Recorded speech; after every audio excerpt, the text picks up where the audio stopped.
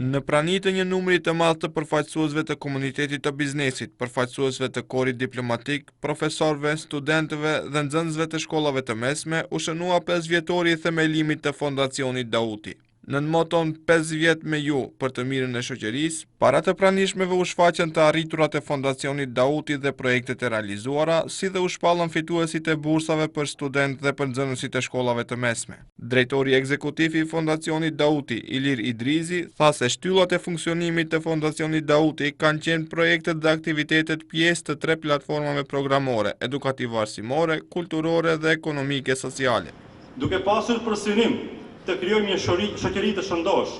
investimi në të ardhmen nuk mund të bëhet ndryshe përposë me mbështetjen dhe fuqizimin e rinisë. Andaj Fondacioni Dauti për vite që lan pas arriti që të shndrohet në vatrën e përkrahjes së studentëve dhe nxënësve e konkretizuar me projektin madhor Bursa për nxënës dhe student. Projekt ky që na bën të mburemi tashmë me 700 bursistë për 5 gjenerata. Në ndërkohë, themeluesi i Fondacionit Dauti, Xhemail Dauti, në fjalën e tij paralajmëroi ndryshime të mëdha brenda fondacionit, të cilat sipas tij do të përforcojnë lojalitetin. Fondacioni me ndryshime të ardhshme nuk do të ketë këshill mbikëqyrës, por do të ketë këshill të donatorëve, mbasi që themeluesi të fondacionit në ndryshimet juridike që kemi bërë nuk është vetëm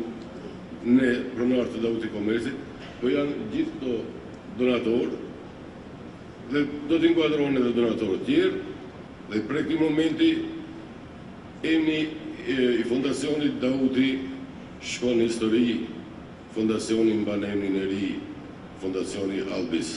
Dauti tha se me këto ndryshime, ky do të jetë fondacioni të gjithë kompanive, në mënyrë që të gjithë të realizojnë idetë e tyre filantropike dhe të kenë më shumë mundësi për të realizuar përgjegjësinë shoqërore.